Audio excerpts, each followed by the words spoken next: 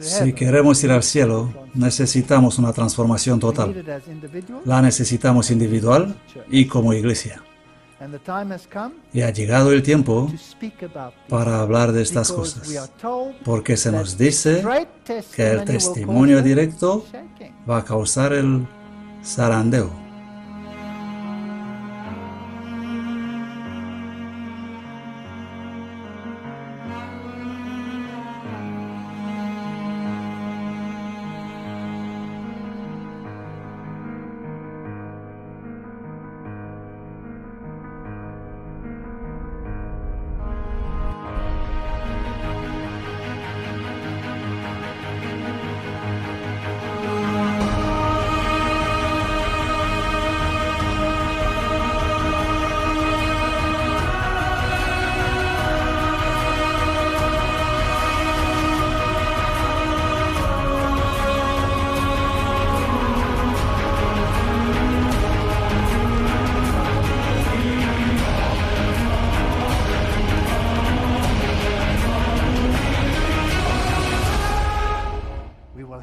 Tendremos que experimentar una transformación total.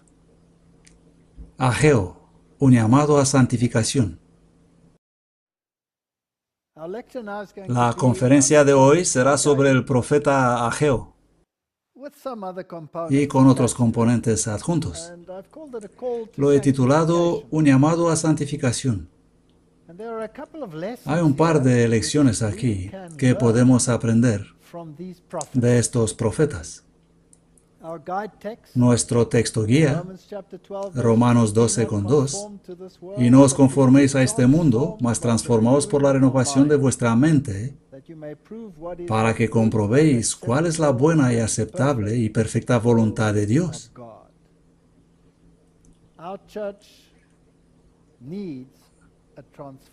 Nuestra iglesia necesita una transformación, y una iglesia está formada por individuos, así que nosotros necesitamos una transformación. Un llamado para edificar la iglesia. Ageo 1, versículo 1. En el año segundo del rey Darío, en el mes sexto, en el primer día del mes, vino palabra de Jehová por medio del profeta Ageo a Zorobabel, hijo de Salatiel, gobernador de Judá. Así que tratamos con el gobierno, con el gobernador, y a Josué, hijo de Josadac, el sumo sacerdote, el componente sacerdotal. Así habla Jehová de los ejércitos diciendo, este pueblo y el pueblo. Cuando hablamos de la iglesia, en el mismo contexto de las primeras cartas que salieron de la iglesia primaria, siempre incluyen la jerarquía y el pueblo, no solo entidades separadas. Así habla Jehová de los ejércitos diciendo, este pueblo dice, el tiempo aún no ha venido, el tiempo de que la casa de Jehová sea reedificada. Vino pues palabra de Jehová por medio del profeta Ageo diciendo, ¿es para vosotros tiempo, oh vosotros, de morar en vuestras casas artesonadas y esta casa está desierta? Pues así dice Jehová de los ejércitos, considerad vuestros caminos. Así que habla a la iglesia como un conjunto, al componente gobernante, sacerdotal y al pueblo. Y dice que la gente decía, esto no es nada serio, no es el tiempo para edificar la casa. Como dicen hoy, la venida del Señor está lejos, no tenemos que agitarnos. Y vivimos en nuestras bonitas casas artesonadas y los hacemos confortables, y la iglesia en ruinas. La casa no está edificada, la casa es símbolo de la iglesia. Somos amonestados a buscar primero el reino de Dios y su justicia, y todas estas cosas serán añadidas. El verso 6 dice, sembráis mucho y cosecháis poco. Coméis y no os saciáis. Bebéis, pero sin quitar la sed. Os vestís y no os calentáis. Y el que gana salario, lo gana para ponerlo en saco roto. Esta es la condición laodicense de la iglesia. Así dice Jehová de los ejércitos: considerad vuestros caminos, subid al monte y traed madera y reedificad la casa, y yo la aceptaré con placer y seré glorificado, dice Jehová. Somos llamados a servir. No hay lluvia. Buscáis mucho y halláis poco. Y lo que metisteis en casa, yo lo soplo. ¿Por qué? Dice Jehová de los ejércitos. Porque mi casa está desierta y cada uno de vosotros corre a su propia casa. Somos tan ocupados con nuestros trabajos que la obra del Señor es secundaria. Debería ser al reverso. La obra del Señor principal y las demás secundarias. Por eso se detuvo de los cielos sobre vosotros la lluvia. No recibimos ese derramamiento del Espíritu Santo porque no somos serios. Y la tierra detuvo sus frutos. Y llamé la sequía sobre esta tierra y sobre los montes y sobre el trigo y sobre el vino y sobre el aceite y sobre todo lo que la tierra produce y sobre los hombres y sobre el ganado y sobre todo trabajo de manos. Y aún así nos despertamos. Vamos a mirar un poco el aspecto de quién debe construir. El verso 12 dice, y notad que tenemos los mismos grupos: Zorobabel, Josué, todo el resto. Es una iglesia completa. Hoy hay una tendencia muy grande de dividirla en componentes, donde uno gobierna a los demás. La iglesia de Dios no es así. Es un conjunto. Del pueblo obedecieron la voz de Jehová su Dios y las palabras del profeta Ageo, como lo había enviado Jehová, el Dios de ellos. Y temió el pueblo delante de Jehová. Entonces Ageo, mensajero de Jehová, habló el mensaje de Jehová al pueblo, diciendo: yo estoy con vosotros, dice Jehová. Y Jehová despertó el espíritu de Zorobabel, gobernador de Judá, de Josué, sumo sacerdote, y de todo el resto del pueblo. Se repite esto una y otra vez con el propósito de impregnar el mensaje en la mente, en el corazón. Una obra en conjunto, una obra colectiva en la iglesia. Y vinieron y trabajaron en la casa de Jehová de los ejércitos, su Dios, en el día 24 del sexto mes, en el segundo año del rey Dario. Todos estos profetas vivieron al mismo tiempo y hablamos de cómo edificaron la estructura de la casa de Dios. Vosotros sois el templo del Dios viviente, dice la Biblia. También tenemos que mirar la actitud de los constructores y mirar las relaciones interpersonales en la iglesia. Porque hay un enemigo allá afuera que puede destruir estas relaciones si puede desviar nuestro mensaje y ponerlo en una vía lateral. Por muy atractiva que parezca esa vía lateral, si lo hace, entonces ha tenido éxito. Leemos otra vez en el capítulo 2, verso 1. En el mes séptimo, a los 21 días del mes, vino palabra de Jehová por medio del profeta Ageo, diciendo: habla ahora. De nuevo tienes todos los componentes. Cada vez. El gobernador, el sumo sacerdote, el resto del pueblo, toda la iglesia, diciendo: ¿quién ha quedado entre vosotros que haya visto esta casa en su primera gloria? ¿Y cómo la veis ahora? ¿No es ella como nada delante de vuestros ojos? Aquí estaba el segundo templo, que era una sombra del antiguo templo. Y luego viene el profeta y dice: pues ahora sé fuerte. Y los menciona otra vez: Zorobabel, el gobernador, Josué, el sumo sacerdote, y todo el pueblo de la tierra, dice Jehová, y trabajad, porque yo estoy con vosotros, dice Jehová de los ejércitos. Según el pacto que hice con vosotros cuando salisteis de Egipto, así mi espíritu estará en medio de vosotros. No temáis. El Señor no ha abandonado la iglesia. El aspecto de sacudir la iglesia. Porque así dice Jehová de los ejércitos. Versículo 6. Dentro de muy poco yo haré que se estremezcan los cielos y la tierra, el mar y la tierra firme. Yo haré temblar todas las naciones y vendrá el deseado de todas las naciones. Y llenaré esta casa de gloria, dice Jehová de los ejércitos. ¡Qué magnífica promesa mesiánica! Y es terrible como la versión Good News Bible puede destruir el mensaje mesiánico. Mira qué dice, el mismo versículo.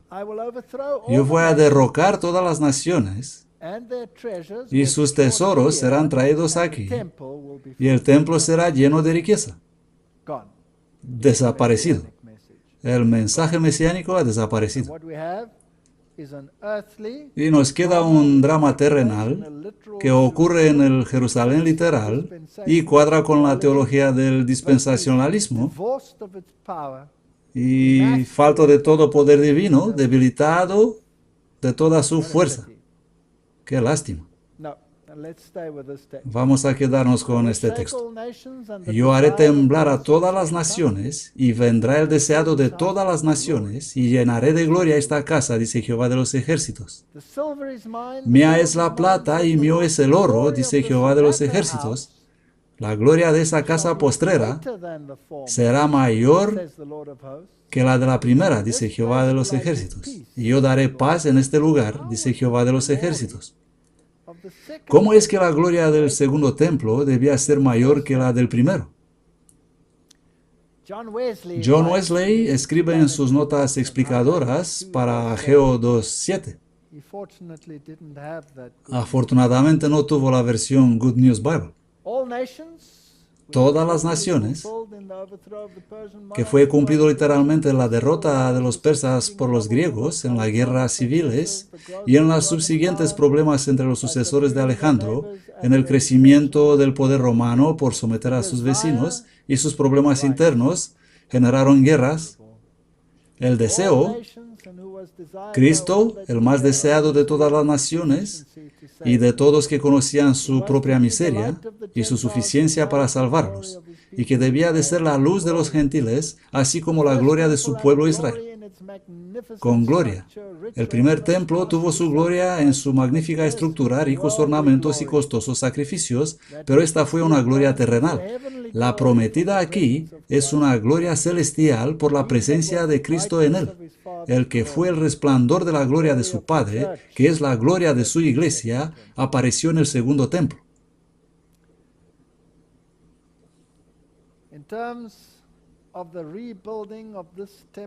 Respecto a la reconstrucción de este templo iglesia, sí habrá un zarandeo, pero Cristo estuvo en este segundo templo y estará en medio de nosotros también. Es una promesa. Leemos en el deseado, el que trate de aplacar su sed en la fuente de este mundo va a beber solo para volver a tener sed. Por todas partes hay hombres que no están satisfechos. Anhelan algo que supla la necesidad del alma. Un solo ser puede satisfacer esta necesidad. Lo que el mundo necesita, el deseado de todas las gentes, es Cristo. No oro y plata en el templo. La gracia divina que Él solo puede impartir es como agua viva que purifica, refrigera y vigoriza el alma. Aquí es otra cita donde ella habla sobre Ageo 2. Este templo fue el edificio más espléndido que este mundo haya visto, refiriéndose al templo de Salomón, el primer templo. No obstante, el Señor declaró por boca del profeta Ageo respecto al segundo templo: la gloria de esta casa postrera será mayor que la de la primera. Yo haré temblar a todas las naciones, y vendrá el deseado de todas las naciones, y llenaré de gloria esta casa, dice Jehová de los ejércitos. Después de la destrucción del templo por Nabucodonosor, ese fue reconstruido unos 500 años antes del nacimiento de Cristo, por un pueblo que tras un largo cautiverio había vuelto a un país asolado y casi desierto. Había entonces entre ellos algunos hombres ancianos que habían visto la gloria del templo de Salomón y que lloraban al ver la construcción del nuevo templo que debía ser tan inferior al anterior. El sentimiento que dominaba es fielmente descrito por el profeta. ¿quién ha quedado entre vosotros que ha visto esta casa en su primer gloria? ¿Y cómo la veis ahora? ¿No es ella como nada delante de vuestros ojos? Ageo 2:3.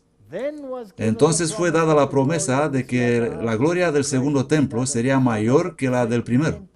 Pero el segundo templo no igualó al primero en magnificencia, ni fue santificado por las señales visibles de la presencia divina que pertenecieron al primer templo. No hubo manifestación del poder sobrenatural para marcar su dedicación, ni fuego del cielo, ni nada. Ninguna nube de gloria se vio llenando el nuevo edificado santuario. No hubo fuego del cielo. La Shekinah ya no permanecía allí. El arca del pacto ya había desaparecido, escondida en alguna cueva por los sacerdotes. Ni el propiciatorio ni las tablas de la ley no habían de encontrarse dentro. Ninguna voz del cielo se dejaba oír para revelar la voluntad del Señor al sacerdote que preguntaba por ella. Era solo una sombra del primer templo. El deseado de todas las naciones había realmente venido a su templo cuando el hombre de Nazaret enseñó y sanó en las sagradas cortes. Por la presencia de Cristo y solo por ella, la gloria del segundo templo superó la del primero. Si nosotros queremos imitar la gloria del segundo templo, tenemos que invitar a Cristo en medio de nosotros. Y el único modo para invitarle en nuestros corazones es permitirle entrar, abrirle la puerta. Cristo en vosotros, la esperanza de gloria. Esa es la santificación. La justificación es nosotros siendo en Cristo. Es Cristo cubriéndonos con su justicia. Pero la santificación es Cristo en nosotros, la esperanza de gloria. Así como Cristo honró el segundo templo aquí, lo mismo debe honrar nuestra iglesia. Y para poder hacer eso, debe honrar primero el templo individual, porque nosotros somos piedras vivas edificadas en el templo. Pero Israel tuvo en poco el profetizado don del cielo, con el humilde maestro que salió aquel día por la puerta de oro. La gloria había abandonado el templo para siempre. Así se cumplieron las palabras del Señor. Mirad, se os va a dejar desierta vuestra casa. Y otra cita de gran controversia: la gloria de esta casa postrera será mayor que la de la primera. Y haré temblar a todas las naciones, y vendrá el deseado de todas las naciones. Y llenaré de gloria esta casa, dice Jehová de los ejércitos. Al segundo templo no le fue conferido el honor de ser cubierto con la nube de la gloria de Jehová, sino con la presencia real de uno en quien habitaba corporalmente la plenitud de la divinidad, que era Dios mismo manifestado en carne. El deseado de todas las naciones había realmente venido a su templo cuando el hombre de Nazaret enseñó y sanó en las sagradas cortes. La necesidad del mundo, el deseado de todas las naciones, es Cristo. La gracia divina que únicamente Él puede impartir es como el agua viva, purificando, refrescando y vigorizando el alma.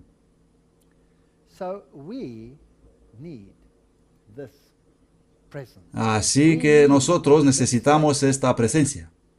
Necesitamos esta santificación. Las fervientes súplicas y palabras de aliento dadas por medio de Ageo fueron acentuadas y añadidas por Zacarías, a quien Dios suscitó a estar a su lado, para que instara a Israel a cumplir la orden de levantarse y edificar. Estos profetas son tipológicamente importantes para el tiempo en que vivimos. El primer mensaje de Zacarías fue una garantía de que la palabra de Dios nunca falla, y una promesa de bendiciones a aquellos que escuchasen la segura palabra profética. Zacarías 1.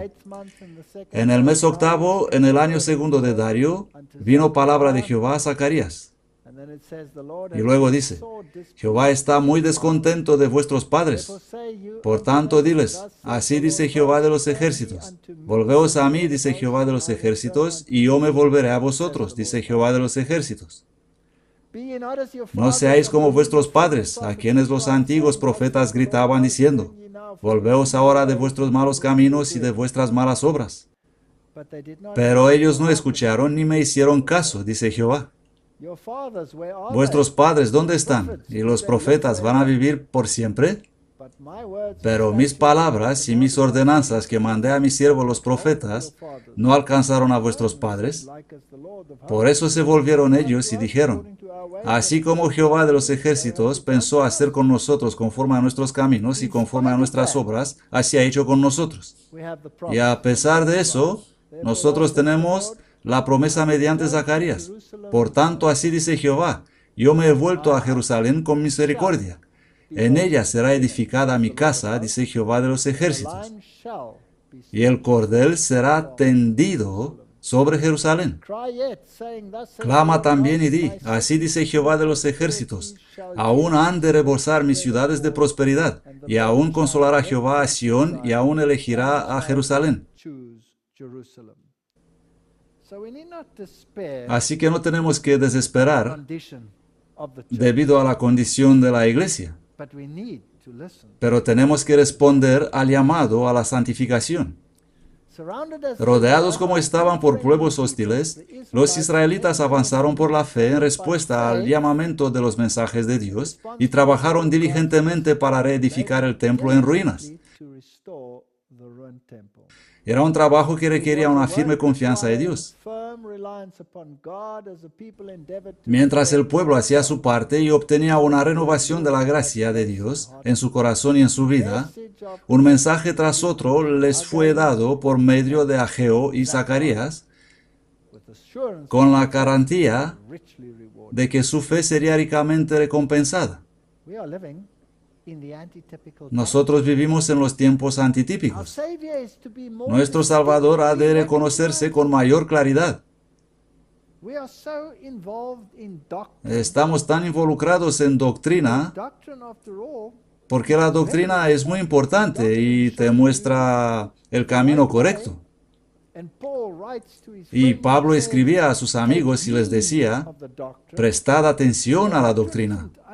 Así que la doctrina no es algo sin importancia, pero la doctrina no nos salva. Nuestro Salvador ha de reconocerse con mayor claridad. En muchos casos, hemos puesto la doctrina encima de la salvación en Cristo y reconocido como la plena suficiencia de su iglesia. Únicamente Él puede perfeccionar la fe de su pueblo. Y hay tantos en la iglesia que creen ser los que perfeccionan a los santos.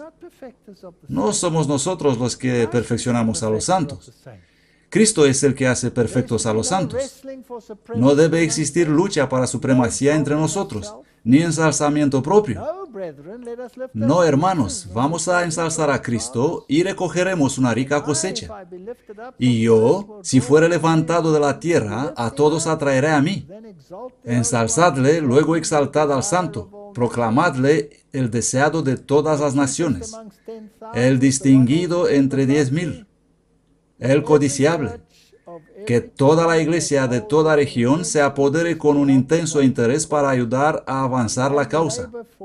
Y mientras que trabajáis para vuestra localidad, orad por la prosperidad general y la edificación de la iglesia en todo el campo de la enorme cosecha. Necesitamos menos luchas en la iglesia y necesitamos más armonía en la iglesia. Es difícil ser santo. La santificación es obra de una vida. Es un proceso de crecimiento. Primero aparecen las hojas y al final salen los frutos. El día 24 del 9º mes, en el 2º año de Dario, vino palabra de Jehová por medio del profeta Ageo, diciendo, así dice Jehová de los ejércitos, pregunta ahora a los sacerdotes acerca de la ley, diciendo, si llevare alguno las carnes santificadas Notad las palabras con atención, son importantes para la iglesia, porque este es otro problema. Esta noche hablo sobre un problema totalmente distinto. Si alguien lleva carne santificada en la falda de su vestido, y con la falda toca pan, o guiso, o vino, o aceite, o cualquier otro alimento, ¿será santificado? Y respondieron los sacerdotes y dijeron, no. Y dijo Ageo, si un inmundo a causa de cuerpo muerto tocare alguna cosa de estas, ¿será inmunda? Y los sacerdotes respondieron y dijeron, sí, será inmunda. ¿Qué es más fácil? ¿Hacer algo limpio o impío? Hacerlo limpio. Y respondió Ageo y dijo, así es este pueblo, y así es esta nación delante de mí, dice Jehová. Y así es toda obra de sus manos.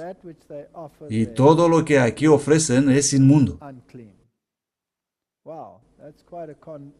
Esto es bastante condenador. He titulado esta sección Fruto. El verso 15 dice, ahora os ruego considerad esto en vuestro corazón desde este día en adelante, antes que pongáis piedra sobre piedra en el templo de Jehová. Desde que fueron aquellos días, cuando uno venía al montón de 20 medidas y había solo 10, y cuando venía al lagar para sacar 50 cántaros del lagar y había solo 20, esto simplemente no vale para continuar. Os herí con viento solano y con tizoncillo y con granizo en toda obra de vuestras manos, mas no volvisteis a mí, dice Jehová. Considerad ahora desde este día en adelante, desde el día 24 del 9º mes, desde el día que se echó el cimiento del templo de Jehová, consideradlo. ¿Todavía está la semilla en el granero? Si bien la vid, la higuera, el granado y el árbol de olivo no han florecido todavía, más de este día os daré bendición. No hay nada preparado. Si ponemos el hombro a trabajar, tendremos bendición. Las naciones serán sacudidas y el pueblo liberado. Y vino otra palabra de Jehová a Ageo el día 24 del mes diciendo, habla a Zorobabel el gobernador. Yo haré temblar los cielos y la tierra, y derrocaré el trono de los reinos, y destruiré la fuerza de los reinos de las naciones. Derrocaré los carros con sus conductores, y vendrán abajo los caballos y los que en ellos montan, cada cual por la espada de su hermano. Una profecía sobre los tiempos del fin. En aquel día, dice Jehová de los ejércitos, te tomaré, oh Zorobabel, siervo mío, hijo de Salatiel, dice Jehová, y te pondré como anillo de sellar, porque yo te he elegido, dice Jehová de los ejércitos. Así que esta iglesia va a tener éxito, pero no incondicionalmente. ¿Y qué acuerdo tiene el templo de Dios con los ídolos? Porque vosotros sois el templo de Dios viviente, dice 2 Corintios 6:16. Como Dios dijo, habitaré y andaré entre ellos, y seré su Dios, y ellos serán mi pueblo. Esta es la promesa. Por lo cual salid de en medio de ellos. Esta es la condición. Si queremos ser representantes de Dios y resistir en los últimos días, separaos, y no toquéis cosa impura, y yo os recibiré. Es fácil corromper la iglesia. No es tan fácil traer la santidad en la iglesia. Y seré para vosotros padre, y vosotros seréis para mí hijos e hijas, dice el Señor Todopoderoso. No hay diferencias entre el Antiguo y el Nuevo Testamento. El mismo Dios gobierna. Efesios dice en 2:19, así que ya no sois extranjeros ni forasteros, sino conciudadanos de los santos y de la familia de Dios, edificados sobre el fundamento de los apóstoles y profetas, Cristo Jesús mismo siendo la piedra angular. Así que el templo que estamos edificando es la iglesia, en quien todo el edificio bien coordinado va creciendo para ser un templo santo en el Señor, en quien también vosotros sois juntamente edificados para morada de Dios en el Espíritu. Este es el antitipo. Esta iglesia nuestra es el antitipo. Y cuando tratamos sobre esa santificación, ¿cómo traer el deseado de todas las gentes en la iglesia? Que consta en piedras vivientes, individuales, nosotros. Entonces hay llamado a la puerta, la Odisea, y cada individuo debe abrir la puerta para permitir que el proceso de santificación, Cristo en vosotros, pueda actuar. Así que tenemos que aprender algunas lecciones sobre cómo llegar a esto. Y la manera de hacerlo es mirar cómo algunos en la Biblia están presentados consiguiendo la santificación. La oración de Daniel. Al acercarse el tiempo de terminar los 70 años de cautiverio, por cierto, esto viene todo del libro Vida Santificada. Y es la lección que necesitamos para tener una iglesia santificada. La mente de Daniel estuvo muy interesada en las profecías de Jeremías. Ya hemos hablado de eso. Él vio que se acercaba el tiempo en que Dios daría a su pueblo escogido una prueba. Y con ayuno, humillación y oración, importunaba al Dios del cielo con estas palabras: Oh Señor Dios grande, digno de ser temido, que guardas el pacto y la misericordia con los que te aman y guardan tus mandamientos. Nosotros hemos pecado, incluyéndose a sí mismo. Hemos cometido iniquidad. Hemos obrado con maldad. Tenemos que reconocer que no somos tan buenos como creemos. Nos hemos rebelado y nos hemos apartado de tus mandamientos y de tus juicios. No hemos obedecido a tus siervos los profetas. Precisamente por esto somos culpables en esta iglesia. Que en tu nombre hablaron a nuestros reyes y a nuestros príncipes y a nuestros padres y a todo el pueblo de la tierra. Sinceridad y fervor son la condición. ¿Qué sinceridad y qué fervor caracterizaron su súplica? La mano de fe se halla extendida hacia arriba para asirse de las promesas del Altísimo que nunca fallan. Su alma lucha en agonía y tiene la evidencia de que su oración es escuchada. Sabe que la victoria le pertenece. Si nosotros como pueblo oraremos como Daniel y lucharemos como él luchó, humillando nuestras almas delante de Dios, veríamos respuestas tan evidentes a nuestras peticiones como las que le fueron concedidas a Daniel. Oíd cómo presenta su caso ante la corte celestial. Inclina, oh Dios mío, tu oído y oye. Abre los ojos y mira nuestra desolación y la ciudad sobre la cual se invoca tu nombre. ¿Por qué no presentamos nuestras súplicas ante ti confiados en nuestras justicias, sino en tus grandes misericordias? Hay tanta gente en la iglesia que creen que son justos y quieren transmitir esa justicia a todos los demás. Y este es igual de divisivo como el gran libertinaje que tenemos en la iglesia. Señor, escucha. Señor, perdona. Señor, atiende y obra. No tardes más por ti mismo, Dios mío, pues tu nombre se invoca sobre tu ciudad y sobre tu pueblo.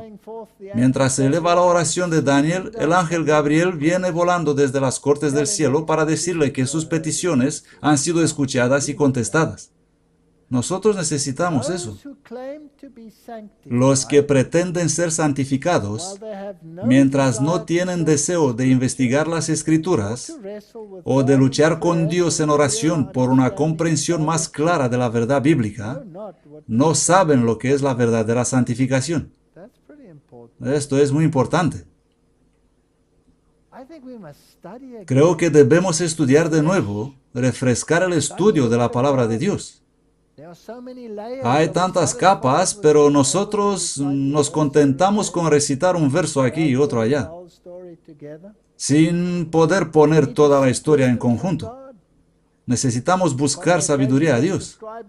En la ocasión que acaba de describirse, el ángel Gabriel impartió a Daniel toda la instrucción que él podía recibir entonces. Pero unos años más adelante, él pidió a Dios más. Necesito más. ¿Hacemos nosotros lo mismo?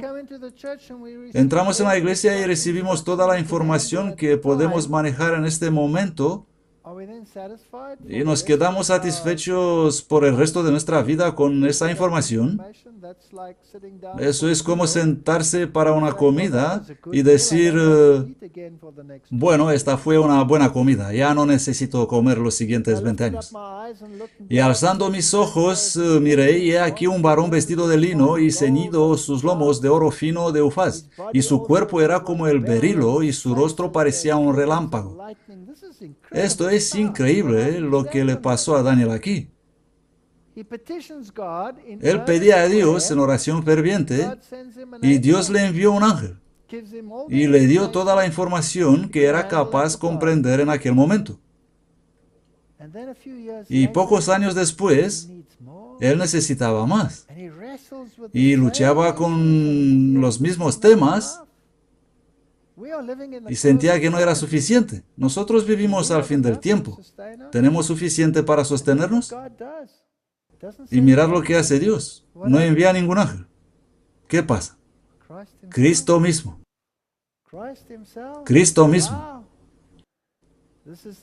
Esta es la misma visión que encontramos en la revelación escrita por Juan. El mismo procedimiento, la misma lucha con Dios, estando ahí en la isla de Patmos, exiliado, luchando con Dios, y lo encontró. Y Dios le llamó el muy amado, y Daniel fue el muy amado. Y así vino Jesús, y sus brazos y sus pies como de color de bronce bruñido, y el sonido de sus palabras como el estruendo de una multitud. Si quieres tener una experiencia con Dios, no abandones después de tener una experiencia con ángeles. Esta descripción es similar a la que fue dada por Juan cuando Cristo se le reveló en la isla de Patmos. Las grandes verdades reveladas por la palabra del Redentor son para aquellos que buscan la verdad como a los tesoros escondidos. Deberíamos ser el pueblo del libro, no el pueblo de letargía, no el pueblo de la oración contemplativa y todo tipo de cosas irrelevantes. No hay salvación por contorsión.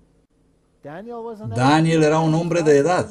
Su vida había transcurrido entre las fascinaciones de una corte pagana y su mente estaba fatigada con los asuntos de un gran imperio. Sin embargo, él se aparta de todas estas cosas para afligir su alma delante de Dios y buscar un conocimiento de los propósitos del Altísimo. Y en respuestas a sus súplicas, se le envía luz de las cortes del cielo destinada a aquellos que vivieran en los días finales. Totalmente desinteresado, no solo para Daniel. La luz es dada a un solo hombre para el fin del tiempo. ¿Con qué fervor, pues, deberíamos buscar a Dios? Para que Él nos abra nuestro entendimiento para comprender las verdades que nos fueron traídas del cielo. Necesitamos un cambio de corazón. La iglesia necesita verdadera santificación, pero nosotros individualmente necesitamos verdadera santificación. Daniel era un siervo devoto del Altísimo. Su larga vida estuvo llena de nobles hechos de servicio para su maestro. Su pureza de carácter y su inalterable fidelidad son igualadas únicamente por su humildad de corazón y su contrición delante de Dios. Repetimos, la vida de Daniel es una ilustración inspirada de verdadera santificación. Ahora vamos a Juan. Lecciones de la vida de Juan. El carácter de Juan.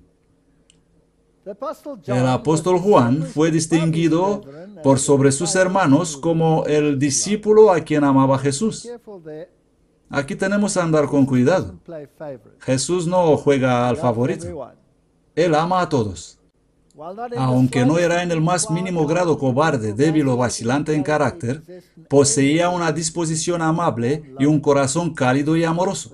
El afecto del Salvador por el discípulo amado fue retribuido con toda la fuerza de su ardiente devoción. Juan se asió de Cristo como la vid se adhiere al imponente pilar. Por causa de su maestro, él hizo frente con valentía a los peligros de la sala del juicio y se quedó cerca de la cruz. Y antes las noticias de que Jesús había resucitado, se apresuró a ir al sepulcro, ganando en su celo aún al impetuoso Pedro.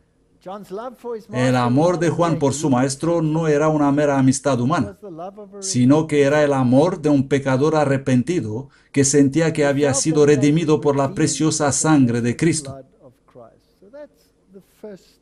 Este es el primer paso en santificación. No soy tan bueno. Su religión era práctica. Razonaba que el amor a Dios debía manifestarse en el amor a sus hijos. Se lo oyó reiteradamente diciendo: queridos, si Dios así nos ha amado a nosotros, también nosotros debemos amarnos unos a otros. Por esto hay una conferencia llamada Amor Fraternal, la número 11.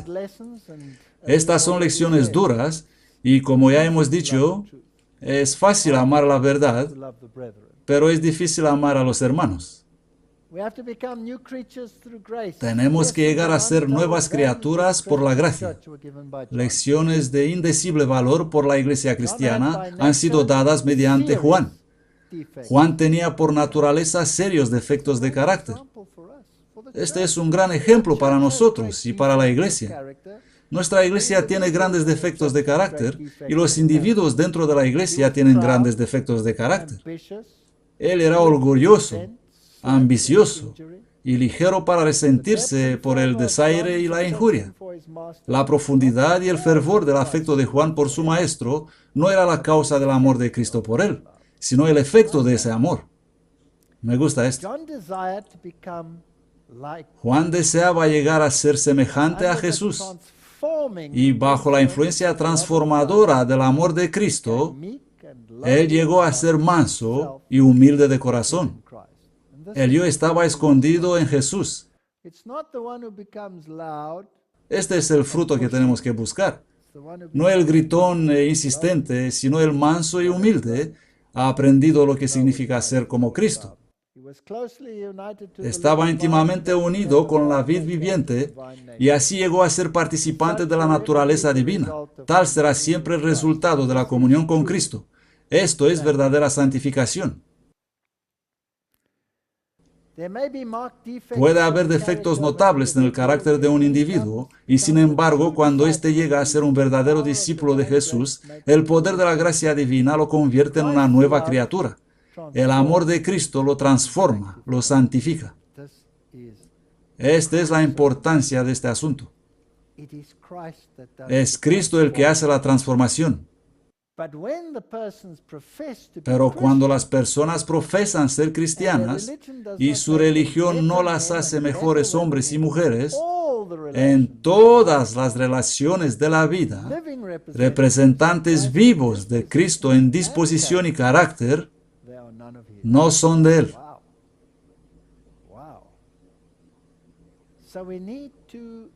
En realidad necesitamos cambiar. Como he dicho ya, es fácil cambiar el comportamiento, pero no es tan fácil cambiar el corazón. De hecho, para nosotros es imposible. Únicamente Cristo nos puede transformar para tener en verdad un corazón nuevo. Lecciones para edificar el carácter. En una oportunidad, Juan estaba empeñado en una disputa con varios de sus hermanos sobre cuál de ellos sería considerado el más grande. ¿Quién es el mejor pianista de la iglesia?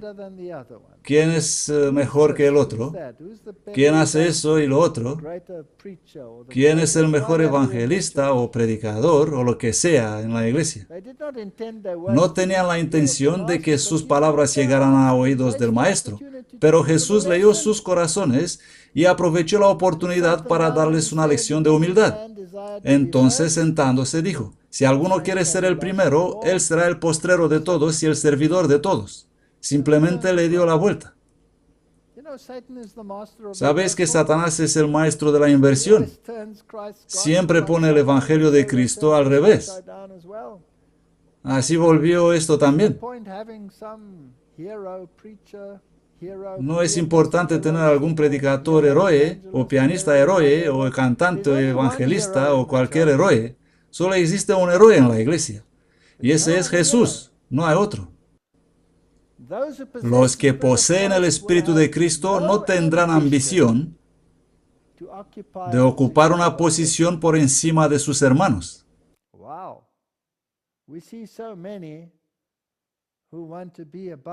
Vemos tantos que quieren estar por encima de todos sus hermanos y señorear sobre ellos. Esto no entra en el orden de Cristo. Y para enseñarles la lección que hizo, y tomó a un niño y lo puso en medio de ellos, y tomándole en sus brazos les dijo: el que recibe en mi nombre a uno de estos niños, me recibe a mí, y el que me recibe a mí, no me recibe a mí, sino a aquel que me envió. Aquí tenéis todo el poder de la divinidad en vuestra disposición. En otra oportunidad, su hermano Jacobo y él mismo habían visto a un hombre echando demonios en el nombre de Jesús, y debido a que no se vinculó inmediatamente con su grupo, decidieron que no tenía derecho a hacer esta obra. Y nosotros tenemos la misma situación en la iglesia hoy. Vemos a la gente predicando el mensaje, pero decimos que no tienen nada que ver con nosotros porque no son de entre nosotros. Ellos le prohibieron, y nosotros igual. Con la sinceridad de su corazón, Juan relató la circunstancia a su maestro. Jesús dijo: no se lo prohibáis, pues no hay nadie que obre un milagro invocando mi nombre que luego pueda decir mal de mí. Pues el que no está contra nosotros está de nuestra parte, de nuestro lado. Así que deberíamos tener cuidado antes de condenar a alguien que predica en el nombre de esta verdad también. En otra ocasión, Jacobo y Juan presentaron por medio de su madre la petición de que se les permitiera ocupar las más altas posiciones de honor en el reino de Cristo. Pues aquí tenemos unas personas que eran cualquier cosa menos santificados, y mirad cómo han terminado. Pero Jesús les dijo: no sabéis lo que pedís. Cuán poco entendemos muchos de nosotros la verdadera importancia de nuestras oraciones. Jesús conocía el sacrificio infinito que costaría adquirir esta gloria, cuando por el gozo puesto delante de él sufrió la cruz, menospreciando el oprobio. Ese gozo consistía en ver las almas salvadas por su humillación, su agonía y el derramamiento de su sangre. Moisés dijo: córtame, sácame de tu libro de vida y déjalos vivir. Estos decían al revés. Querían ser los primeros y los segundos. Esta es la gloria que Cristo había de recibir y que estos dos discípulos habían solicitado que se les permitiera compartir. Jesús les preguntó: ¿podéis beber del vaso que yo bebo y ser bautizados del bautismo con que yo soy bautizado? Ellos le dijeron: sí, podemos. Dijeron: está bien, pero no tenían ni idea de lo que decían. Jesús les dijo: a la verdad beberéis de la copa de que yo bebo, y con el bautismo que yo soy bautizado seréis bautizados. Solo uno de los discípulos murió de muerte natural, y ese fue Juan. Todos los demás murieron de muerte violenta. Y a Juan le metieron en aceite hirviendo. Pero el sentarse a mi derecha o a mi izquierda no es cosa mía darlo, sino que será dado a aquellos para quienes está preparado. Jesús comprendió los motivos y reprendió el orgullo y la ambición. Este es un problema muy grave en nuestra iglesia. Nuestra iglesia necesita verdadera santificación. Sabéis que los que parecen ser príncipes de los gentiles se señorean sobre ellos. Y los que entre ellos son grandes tienen autoridad sobre ellos. Pero no ha de ser así entre vosotros, sino que el que quiera llegar a ser grande entre vosotros será vuestro servidor, y el que quiera ser el primero entre vosotros será siervo de todos. Porque aún el Hijo de Hombre no vino para ser servido, sino para servir y dar su vida en rescate para muchos. Dejemos de señorear unos sobre otros. Luego es el relato de Jesús cuando estuvo en la ciudad de los samaritanos, y los samaritanos dijeron, vete, no te queremos aquí. Esto indignó a los discípulos. Jesús nunca impuso su presencia a nadie, y los samaritanos perdieron la bendición. Pero los discípulos dijeron, Señor, pedimos fuego del cielo para consumirlos. Pero cuán frecuentemente nosotros, los que profesamos ser seguidores de Cristo, somos culpables de un descuido similar. Y también decimos, ahora no te necesitamos. Jacobo y Juan estaban especialmente excitados. Señor, ¿quieres que mandemos que descienda fuego del cielo? Refiriéndose a la destrucción de 2 capitanes sirios y sus compañías enviados para arrestar al profeta Elías. Pero Jesús dijo, vosotros no sabéis de qué espíritu sois, porque el Hijo del Hombre no ha venido para destruir las vidas de los hombres, sino para salvarlas. Juan y los otros discípulos estaban en una escuela en la cual Cristo era el maestro. Juan atesoraba cada lección y constantemente trataba de colocar su vida en armonía con el modelo divino. Estas lecciones nos son dirigidas a nosotros como individuos y como hermanos en la iglesia, así como a los primeros discípulos de Cristo. Tenemos que estudiar las vidas de estas personas para que veamos cómo han sido transformados de unas personas pomposas que querían condenar, castigar y al mismo tiempo elevarse en posiciones de autoridad.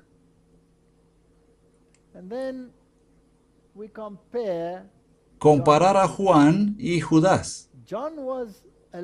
Juan era una ilustración viva de santificación. De ser el hijo del trueno a ser humilde y manso. Por el otro lado, Judas poseía una forma de piedad mientras su carácter era más satánico que divino.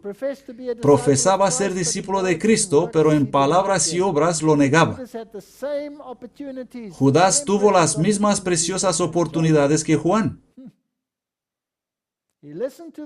Escuchaba las lecciones de Cristo y su carácter debía haberse transformado por la gracia divina. Pero mientras Juan luchaba fervorosamente contra sus propias faltas, ¿qué hacía? Notemos esto. Estaba luchando contra sus propios errores y trataba de asimilarse a Cristo. Judas estaba violando su conciencia, cediendo a la tentación y formando en su persona hábitos de deshonestidad que lo iban a transformar a la imagen de Satanás. Tenemos que elegir a uno o al otro. Estos 2 discípulos representan el mundo cristiano. Todos profesan ser seguidores de Cristo. Pero mientras una clase anda en humildad y mansedumbre aprendiendo de Jesús, la otra muestra que no se compone de hacedores de la verdad, sino de oidores solamente. Una clase santificada mediante la verdad, la otra no sabe nada sobre el poder transformador de la gracia divina. La primera está muriendo todos los días al yo y está venciendo el pecado. La última complace sus propios deseos, se convierten en siervos de Satanás. 2 categorías. ¿Mueres al yo o Satanás te va a tragar?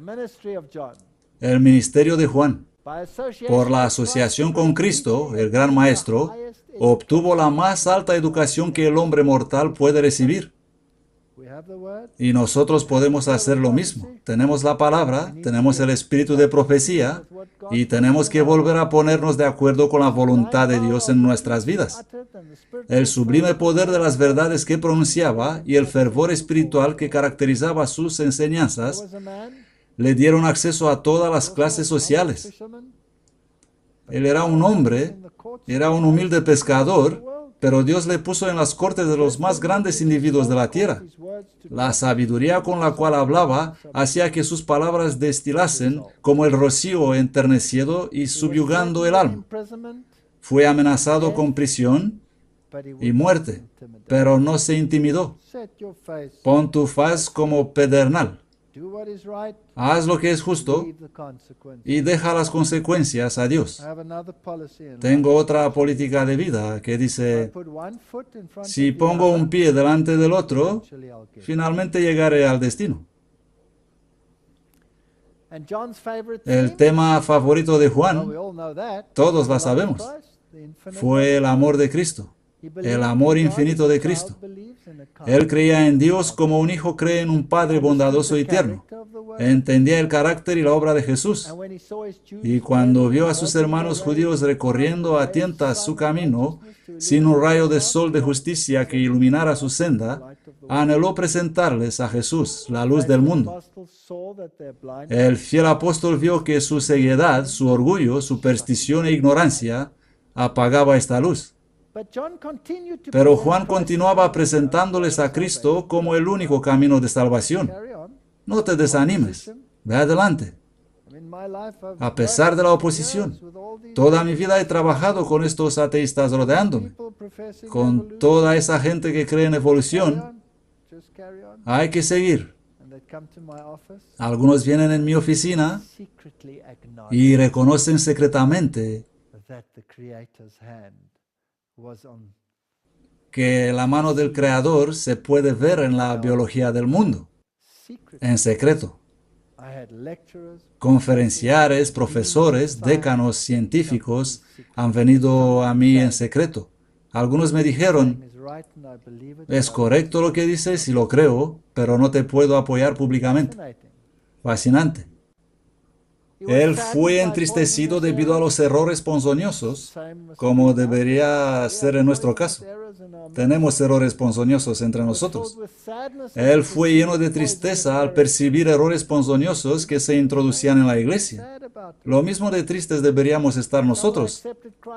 Algunos que aceptaban a Cristo pretendían que su amor los libraba de la obediencia a la ley de Dios, la nueva teología. Por otra parte, muchos enseñaban que debía observarse la letra de la ley. ¿Qué tenemos aquí?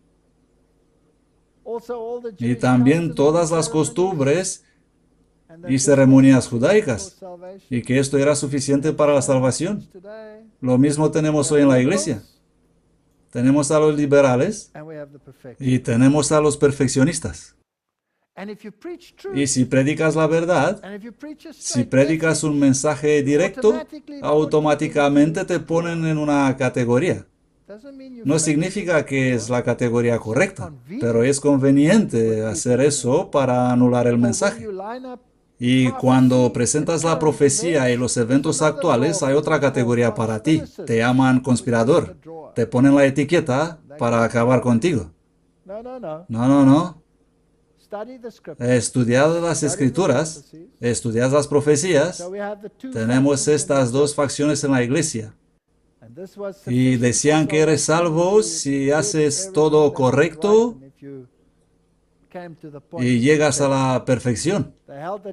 Sostenían que Cristo era un buen hombre, como los apóstoles, pero negaban su divinidad. Muchos hacen esto hoy también. Juan vio los peligros a que estaría expuesta la iglesia y recibía estas ideas y les hizo frente con rapidez y decisión. Debemos hacer lo mismo. Escribió a uno de los más honorables colaboradores del Evangelio, una mujer de buena reputación y extensa influencia, porque muchos engañadores han entrado en el mundo que no confiesan que Jesucristo ha venido en carne. Hay gente en nuestra iglesia que dicen que el catolicismo no enseña esto. que enseña que Jesús vino en carne. El catolicismo no enseña esto. No, no. Ellos lo enseñan en una forma exaltada, por encima de la humanidad. Él no vino hasta abajo de todo. No fue exactamente hombre. Tuvo un cuerpo casi humano, esotérico. ¿Y por qué no vino para ser exactamente hombre? María tuvo que ser exaltada para llegar a su alto nivel y fue hecha inmaculada. Por supuesto, si ella es inmaculada sin sacrificio de sangre y salva por sus propias obras. Y Jesús no vino para encontrar al hombre donde está. Y entonces tienes una crisis. Así que en el catolicismo necesitas un sacerdocio y necesitas intercesión mediante los santos o mariología, etc., para llegar a Dios. Pero conforme a la Biblia, la escalera viene hasta tocar la tierra. Y nosotros tenemos acceso al trono de Dios en Cristo. Así que el catolicismo no predica que Jesús vino en la carne. Este es el engañador y un anticristo. Cuidad de vosotros para que no perdamos aquello por lo que hemos trabajado, sino que recibamos abundante recompensa. Cualquiera que se rebela y no persevera en la doctrina de Cristo no tiene a Dios. Si hay otra manera para ser salvos, sea la formación espiritual u otra cosa, o la oración contemplativa, esto no es lo que enseñó Cristo. El que persevera en la doctrina de Cristo, el tal tiene al Padre y al Hijo. Si alguno viene a vosotros y no trae esta doctrina, no lo recibáis en vuestra casa ni le digáis bienvenido, porque el que le dice bienvenido participa de sus malas obras. Debemos reprender el pecado en la iglesia, de los dos grupos. Juan no había de proseguir su labor sin grandes inconvenientes. Satanás no estaba ocioso. Instigaba a hombres malos a acortar la vida útil de este hombre de Dios, pero los ángeles le protegían de sus asaltos. Juan había de permanecer como un fiel testigo de Cristo. La iglesia en su peligro necesitaba su testimonio. Mediante interpretaciones erróneas y falsedades, los emisarios de Satanás habían tratado de suscitar la oposición contra Juan y contra la doctrina de Cristo. Lo mismo pasa hoy. Juan hizo frente a estos errores con firmeza. Esto debe pasar hoy. Hoy en día existen males similares a aquellos que amenazaron la prosperidad de la iglesia primitiva, y las enseñanzas de los apóstoles sobre estos puntos deben ser claramente consideradas. Debes tener amor. Es el clamor que se escucha por doquiera, especialmente por parte de aquellos que profesan santificación. Pero el amor es demasiado pobre para cubrir el pecado inconfeso. Las enseñanzas de Juan son importantes para aquellos que viven en medio de los peligros de los últimos días. Él había estado íntimamente asociado con Cristo. Nos dirigimos hacia una teología basada en necesidades. ¿La tenemos en la iglesia? Sí. Es la teología de Rick Warren. Está por todas partes. No es que no tenemos que atender las necesidades o los deseos de las personas. Esta es la cristiandad. Pero este no es un medio de salvación. Este es salvación por obras. No puede haber compromiso con el pecado. Juan disfrutó de la bendición de la verdadera santificación. Pero notad, el apóstol no pretende ser sin pecado. Tener cuidado con eso. Él busca la perfección al andar en la luz del rostro de Dios. El que dice, yo lo conozco, y no guarda sus mandamientos, es un mentiroso y la verdad no está en él. Así que no dice que es perfecto y no se niega a obedecer. Pero hoy si afirmas que solo en Cristo puedes ser perfecto, te ponen en la categoría de no obedientes. Y si afirmas que hay que obedecer a Cristo, te ponen en la categoría de los legalistas. Algo va mal. Seguramente hay que tener un equilibrio entre estos dos conceptos. Aunque debemos amar las almas por las cuales Cristo murió y trabajar por su salvación, no debemos transigir con el pecado. Hay que amar al pecado por su nombre verdadero.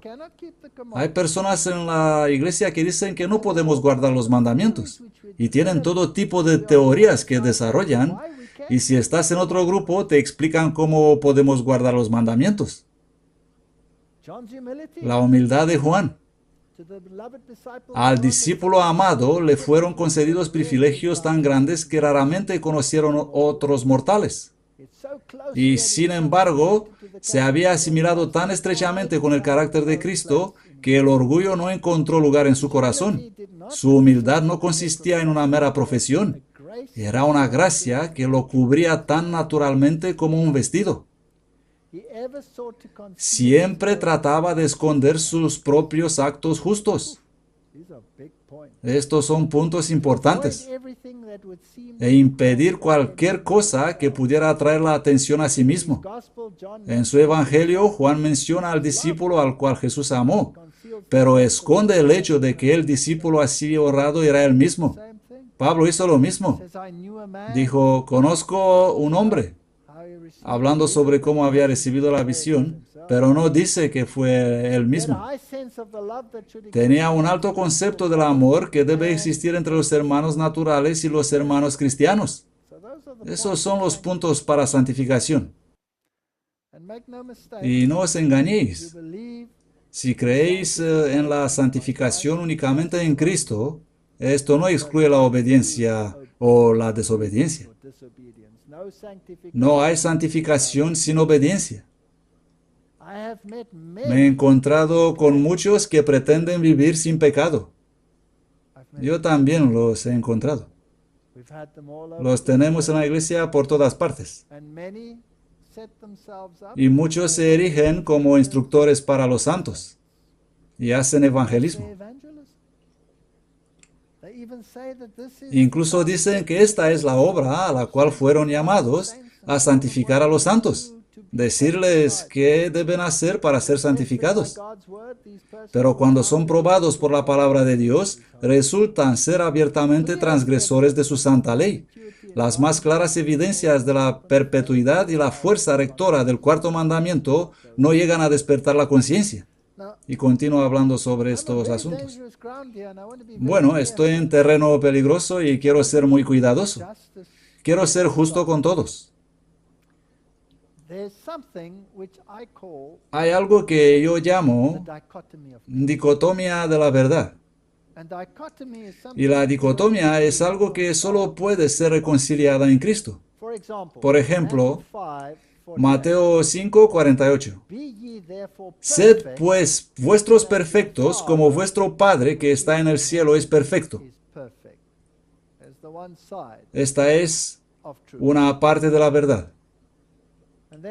Luego, 1 Juan 1:8-10. Si decimos que no tenemos pecado, nos engañamos a nosotros mismos, y la verdad no está en nosotros. Si confesamos nuestros pecados, Él es fiel y justo para perdonar nuestros pecados y limpiarnos de todas injusticias. Si decimos que no hemos pecado, le hacemos a Él mentiroso, y su palabra no está en nosotros. Esta es la otra parte del asunto. Sed pues vosotros perfectos, como vuestro Padre que está en el cielo es perfecto. Si dices que no has pecado, eres mentiroso, y la verdad no está en ti. Estos dos conceptos son diametralmente opuestos. El único modo para ser reconciliados es en Cristo. Porque solo en Cristo somos perfectos, según nuestro Padre del cielo es perfecto. Ahora la gente dirá, ¿dices que podemos no obedecer la ley y seguir pecando? No, no digo esto. Jesús dijo, si me amáis, guardad mis mandamientos. Mis mandamientos no son difíciles, así que es posible ser obediente. Pero tenemos que comprender este tema porque este tema es el tema más divisivo en la iglesia. Y hace falta ser bien comprendido.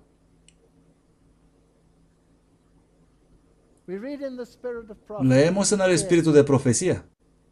Sed cuidadosos, extremadamente cuidadosos, de cómo tratáis sobre la naturaleza humana de Cristo. No podéis presentarle delante de las personas como a un hombre con tendencias pecaminosas. Él es el segundo Adán. El primero Adán fue creado puro, un ser sin pecado, sin mancha de pecado sobre él. Él era semejante a la imagen de Dios. Él podía caer y cayó. Y debido a su pecado, su posteridad nació con inherentes tendencias de desobediencia. Vamos a clarificar esto en nuestra mente. No voy a dar una conferencia sobre la naturaleza de Cristo. Que lo hagan otros si quieren, pero yo no lo voy a hacer. El espíritu de profecía me dice mantenerme a distancia de eso.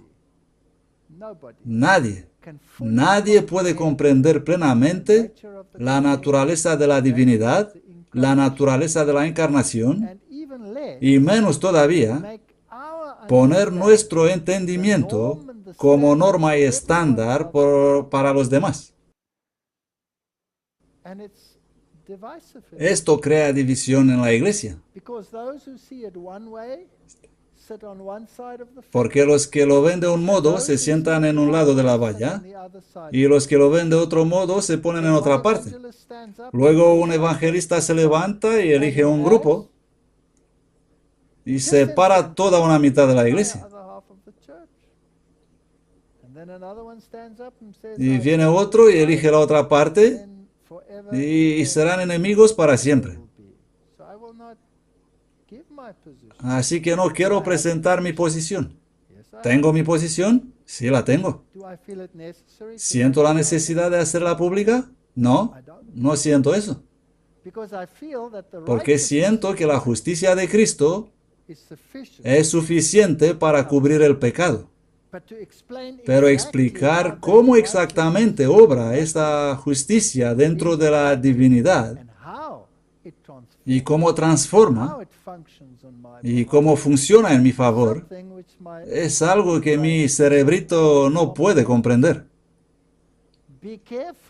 Sed cuidadosos, extremadamente cuidadosos, de cómo tratáis sobre la naturaleza humana de Cristo.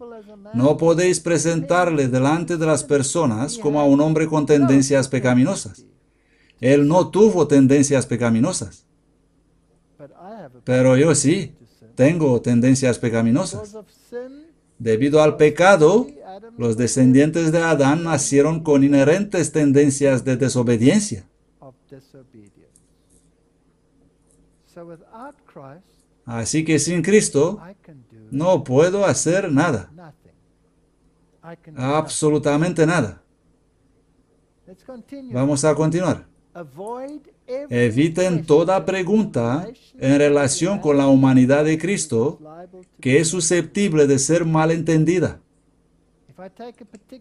Si tomo una posición particular y digo, así es como debe ser y todos deben creer mi posición, podría situarme exactamente en el borde de la presunción.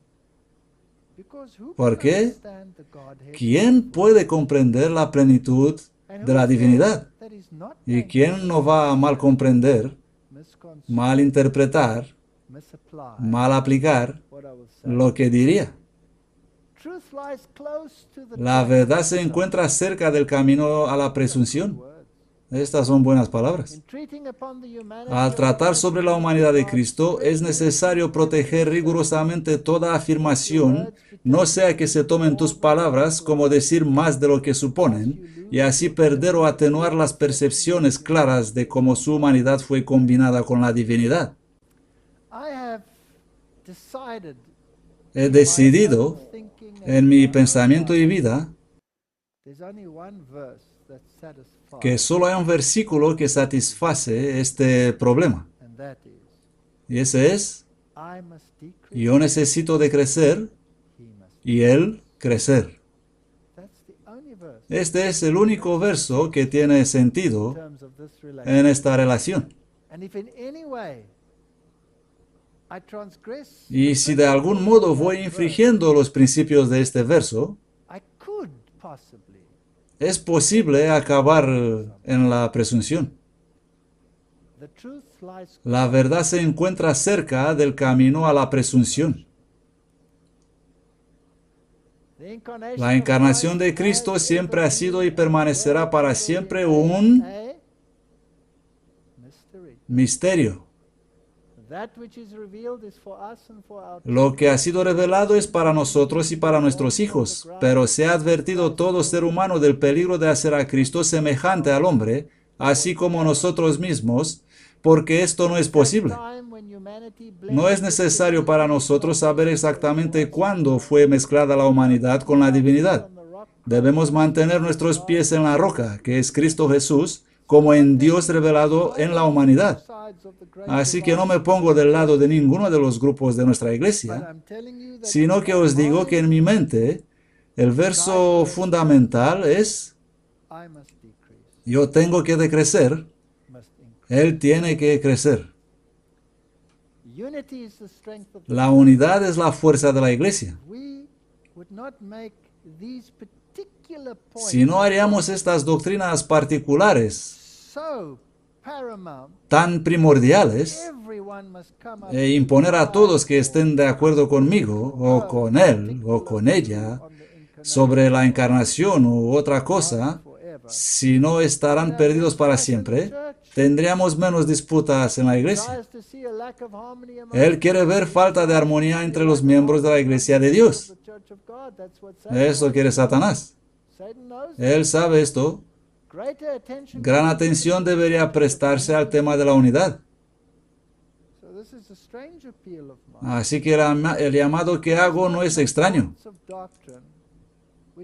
Vamos no a hacer de puntos de doctrina que son tan complejos que no hay mente humana que pueda comprenderlos, puntos tan definitivos que puedan destruir la unidad en la iglesia. Dios me ha enseñado que no debemos insistir sobre las diferencias que debilitan la iglesia. Debemos abandonar esto.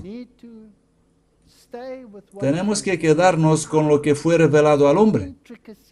La complejidad y los detalles de la encarnación no nos han sido reveladas.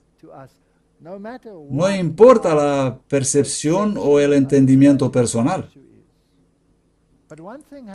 Con una cosa que no nos ha sido revelada no podemos hacer nada.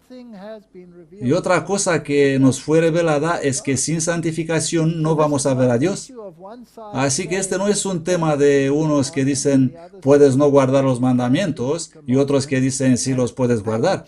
Aquí el tema es que hay que comprender bien la encarnación para ponerte de un lado u otro. No creo que Dios nos pida esto.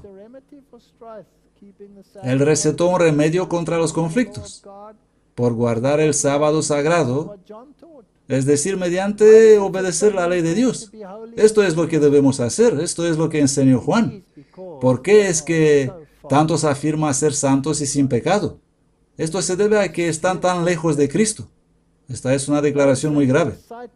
Los que obtienen una visión de la bondad y el exaltado carácter de Cristo Jesús, quien era santo y elevado, y cuyo manto llena el templo, nunca dirán que son santificados. Incluso tenemos muchos que afirman que si no llegamos a ese nivel, Cristo no puede venir. Cristo no puede venir. ¿Estamos nosotros en una generación exaltada sobre todas las generaciones pasadas? ¿Tenemos que pisar nosotros las cenizas de los antepasados y alcanzar lo que ellos no pudieron alcanzar? Deseo decir a todo aquel a quien le ha sido revelada la gloria de Dios: nunca tendrás la menor inclinación a decir, soy santo, estoy santificado. Permitid que Dios lo escriba en sus libros, si Él quiere eso, pero vosotros nunca debéis expresarlo. No es nuestro deber. No es nuestro deber en la iglesia situarnos como santificadores de los santos. Nuestro deber es predicar la verdad. Nuestro deber es reprender el pecado y la falsedad en la iglesia. Nuestro deber es predicar los mensajes de los tres ángeles. Nuestro deber es presentar la roca de nuestra salvación. Él venció a Satanás en el largo ayuno del desierto, y cuando llegó a él como un ángel de luz, ofreciéndole el dominio del mundo a cambio de su adoración, él hizo sacrificios que nunca se requerían del hombre. La siguiente declaración probablemente va a molestar a muchas personas en nuestra iglesia, pero no lo he escrito yo. Viene del espíritu de profecía. Ya que el hombre no puede alcanzar su carácter exaltado.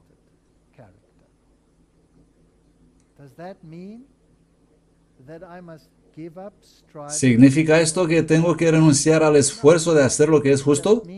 No, esto solo significa que Dios es tan exaltado y tan superior a mí que lo único que puedo hacer es decir, así me ayude Dios. Esto significa. No podemos decir soy libre del pecado hasta que este cuerpo inmundo es cambiado y formado a semejanza a su cuerpo glorioso. Dejemos a Dios escribir en su libro. Si Dios me cubre con su justicia y me aferro a la justicia de Cristo y digo, no te dejaré marchar hasta no me bendigas, entonces le dejo a Él escribirlo. Pero si me miro a mí mismo en un espejo, lo único que veo es esta miserable persona.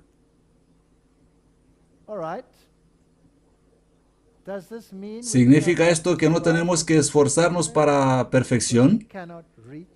¿Porque no podemos alcanzar su exaltado carácter?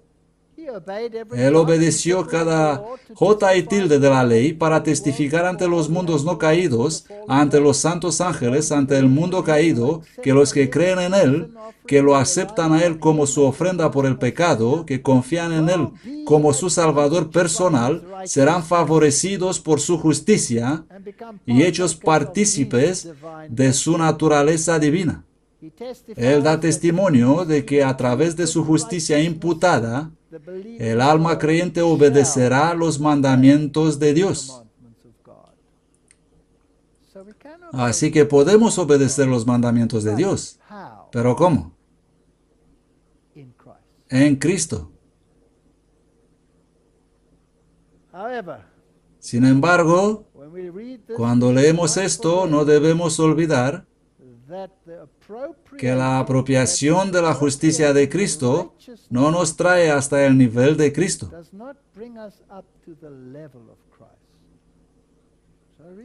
¿Lo leemos de nuevo? Recibir la justicia de Cristo, es decir, pidiéndola para mí mismo, no me lleva a la superioridad de Cristo. No puede. El que da la bendición, dice el Antiguo Testamento, es más grande que el que recibe la bendición. Ni tampoco llevar a Cristo a nuestro nivel. El movimiento Nueva Era exalta al yo al nivel de Dios. El perfeccionismo tiene el peligro de hacer al revés, traer a Cristo abajo a mi nivel. Los dos son peligrosos. Son dos caras contradictorias de la misma moneda. Todos los que quieran poseer el carácter cristiano perfecto deben llevar el yugo de Cristo. Si van a sentarse en los lugares celestiales con Cristo Jesús, deben aprender de Él mientras que estén en esta tierra. Cristo dice a todos ellos, esforzaos a entrar por la puerta angosta, porque muchos, os digo, van a tratar de entrar y no podrán. Ancha es la puerta, ya sabemos el relato. El hecho de que predicamos a Cristo y su justicia no excluye la obediencia. Dios ha revelado por medio de su Hijo la excelencia que el hombre puede alcanzar. La santificación. ¿Qué honor nos confiere Dios en impulsarnos a ser santos en nuestra esfera, como el Padre es santo en su esfera? Esto es probablemente lo más importante respecto a este debate que alguna vez he leído en el espíritu de profecía. Nuestra esfera y su esfera. Debemos esforzarnos por ser perfectos en nuestra esfera, como Él es perfecto en su esfera. No deben los miembros de la Iglesia seguir siendo indiferentes con respecto a la formación de un carácter correcto. Sometiéndose a la influencia modeladora del Espíritu Santo, tienen que formar caracteres que sean un reflejo del carácter divino. No puedo hacerme como Dios. Y siempre tendré que atribuirme la justicia de Cristo. Y en mi esfera, tengo que esforzarme a hacer lo correcto. Y si hay algo malo en mi vida, tengo que eliminarlo. Tengo que pedir a Dios que su Espíritu more en mí para limpiar el templo del alma. Si tengo malos pensamientos en mi mente, creándose caminos, tengo que pedir a Dios ayuda para entrenar mi mente a no pensar más de esa manera. Y Él puede limpiar el templo del alma. Es nuestro deber de evangelizar a los miembros de la Iglesia en cuanto a la perfección que necesitan alcanzar a fin de satisfacer la norma, o incluso más, en cuanto a alcanzar un estándar tal que Cristo pueda venir. ¿Es nuestro deber de evangelizar a los miembros de la Iglesia? Ese aceite es la justicia de Cristo. Representa el carácter. Y el carácter no es transferible. Nadie puede formar el carácter del otro. Cada uno debe obtener para sí un carácter purificado de toda mancha de pecado. Esta es una obra muy personal. No me comprendáis mal. No hay nada malo en ir a un hermano o hermana y ayudarlos en el proceso.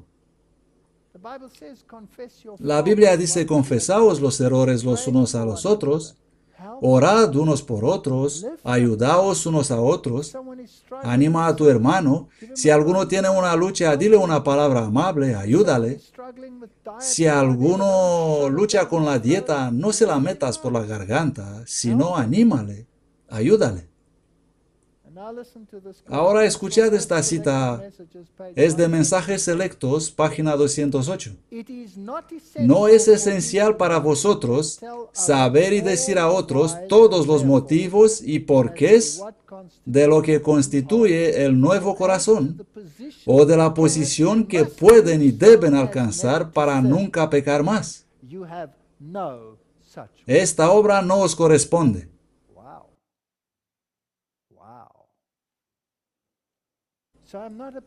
Así que no soy el perfeccionador de los santos. Predica el mensaje, haz lo correcto, sé un ejemplo, ayuda a los hermanos, ayuda a las hermanas, orad unos por otros, la ley de la bondad sea en vuestros labios, pero no tenemos que trabajar para perfeccionar a los santos. No es nuestro trabajo. Entonces, ¿cuál es nuestro trabajo? ¿Cuál es nuestro deber como adventistas del séptimo día?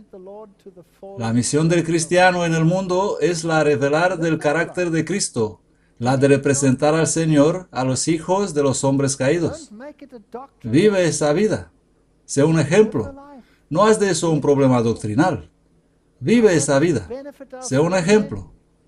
Nuestro trabajo es beneficiar a nuestros semejantes. No debemos viajar por el camino de los opositores de la verdad, sino pregonar el mensaje del tercer ángel.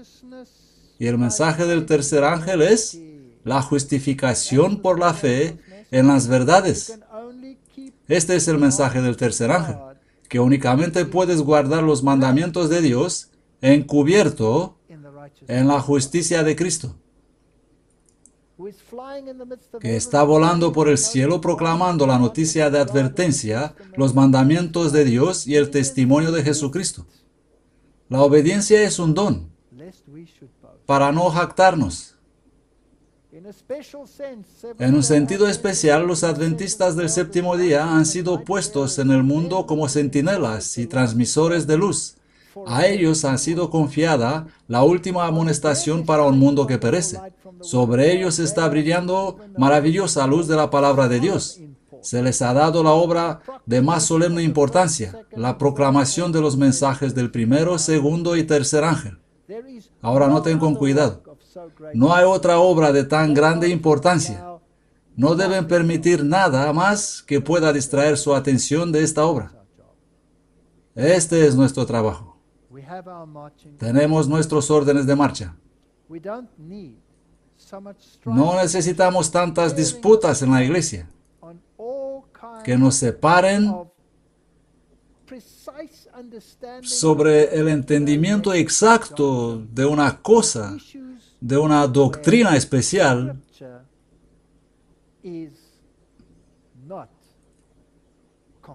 sobre la cual la Biblia no da explicaciones. Os ruego pues, hermanos, por el nombre de nuestro Señor Jesucristo, que todos habléis una misma cosa. ¿Podemos estar de acuerdo sobre la justicia de Cristo? Sin importar a qué facción pertenecemos en la iglesia. Podemos estar de acuerdo que sin su justicia no podemos hacer nada. Podemos aceptar que la obediencia es el fruto de la justificación, que sin santificación nadie verá a Dios. Estos todos son puntos bíblicos. Y podemos estar de acuerdo en concentrarnos en predicar el último mensaje al mundo. Y así no tendremos estas disputas en la iglesia sobre quién es quién y quién no es el perfeccionador de los santos. Nosotros tenemos amigos en la iglesia, altos oficiales que comen carne. Son nuestros amigos. No los condenamos por lo que comen. No es una prueba de amistad si comen o no carne. ¿Estoy de acuerdo con lo que hacen? No. No estoy de acuerdo. ¿Sigo su ejemplo cuando estamos juntos? No. Pero esto no significa que no puedo tener la ley de la bondad en mis labios. No tenemos que hacer de eso algo primordial. ¿Y sabes qué? Si tienes esa actitud buena, más tarde o más temprano algunos van a poner preguntas y más tarde o más temprano algunos van a cambiar. Os ruego pues, hermanos, por el nombre de nuestro Señor Jesucristo, que todos habléis una misma cosa y que no haya divisiones entre vosotros, sino que seáis perfectamente unidos en una misma mente y un mismo juicio. Que el Señor ayude a nuestra iglesia a concentrarse en su misión para que terminemos la obra para poder ir a casa. Amén.